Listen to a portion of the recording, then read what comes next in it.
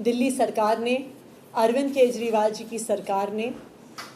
DTC buses में महिलाओं की सुरक्षा के लिए बस मार्शल्स की नियुक्ति करी। इसलिए करी कि महिलाओं के साथ छेड़छाड़ ना हो, इसलिए करी कि महिलाओं के साथ बदतमीजी ना हो, इसलिए करी कि बच्चे और बुजुर्ग डीटीसी बसों में सुरक्षित रहें। इन बस मार्शल्स का बसों में होने का फ़ायदा, जो महिलाओं को, बुजुर्गों को, बच्चों को सुरक्षा मिली, इसके कई प्रमाण दिल्ली वालों ने देखे कि महिलाओं के साथ अगर कोई बदतमीजी कर रहा था तो बस मार्शल्स ने रोक दिया, किसी बच्चे को अपहरण करने का प्रयास हो रहा था तो बस मार्शल्स ने रोक दिया, किसी बुजुर्ग को मदद की ज़रूरत थी तो बस मार्शल ने मदद करी। लेकिन भारतीय जनता पार्टी को बच्चों, बुजुर्गों, महिलाओं की ये सुरक्षा जची नहीं। भारतीय जनता पार्टी को जो 10,000 गरीब परिवार के लड़के लड़कियों को बस मार्शल के तौर पे काम मिला, वो जचा नहीं। और भारतीय जनता पार्टी ने षड्यंत्र रचकर अपने अफसरों के माध्यम से अप्रैल 2023 से इन बस मार्शलों की तनख्वाह रोक दी। अरविंद केजरीवाल जी ने मुख्यमंत्री के तौर पे, उनके मंत्रियों ने लगातार अफसरों को आदेश दिए तनख्वाह देने को, लेकिन भारतीय जनता पार्टी ने बस मार्शलों को तनख्वाह नहीं मिलने दी। और फिर अक्टूबर 2023 में भारतीय जनता पार्टी ने अपने अफसरों के माध्यम से इन बस मार्शल्स को अपनी नौकरी से निकाल दिया। तो एक तरफ बसों में महिलाएं असुरक्षित हुई, दूसरी तरफ 10,000 से ज़्यादा गरीब परिवार के लड़के लड़कियां बेरोजगार हो गए। अरविंद केजरीवाल जी ने बार बार कहा कि इन बस मार्शल्स को वापस रखा जाए, और उन्होंने प्रण लिया कि चाहे कितना भी संघर्ष करना पड़े, इन बस मार्शल्स को वापस नौकरी पे रखवाएंगे। इन बस मार्शल्स ने, इन लड़के लड़कियों ने 1 साल तक लगातार सड़क पर संघर्ष किया, और उनका साथ दिया आम आदमी पार्टी के विधायकों ने, उनका साथ दिया आम आदमी पार्टी सरकार के मंत्रियों ने, चाहे हमारे विधायक हों, चाहे हमारे मंत्री सौरभ भारद्वाज जी हों। उन्होंने कंधे से कंधा मिलाकर इन बस मार्शल्स के साथ संघर्ष किया। उन्होंने लाठियां खाई, डंडे खाए, पुलिस द्वारा गिरफ्तार हुए,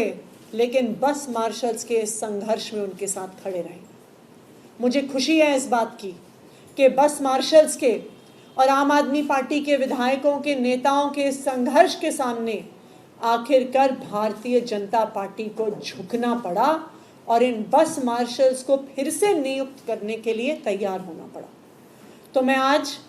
बस मार्शल्स को एक खुशखबरी देना चाहती हूँ कि आने वाले कुछ ही दिन में उनकी स्थायी नियुक्ति का प्रस्ताव एलजी साहब को भेजा जाएगा। लेकिन जब तक उनकी स्थायी नियुक्ति नहीं होती, फरवरी के महीने तक इन सब बस मार्शल्स को पोल्यूशन के खिलाफ जो मुहिम दिल्ली सरकार ने चलाई है उसमें लगाया जाएगा। आज ये प्रस्ताव दिल्ली सरकार ने पास किया है, जिसमें 10,000 बस मार्शल्स एवं जो और सिविल डिफेंस वॉलंटियर्स थे, जिनको अक्टूबर 2023 में भारतीय जनता पार्टी द्वारा निकाला गया, उनको अगले 4 महीने के लिए पोल्यूशन कंट्रोल रिलेटेड कार्यों के लिए रखा जाएगा, जिसमें शामिल है पोल्यूशन कंट्रोल सेंटर्स पे निगरानी रखना,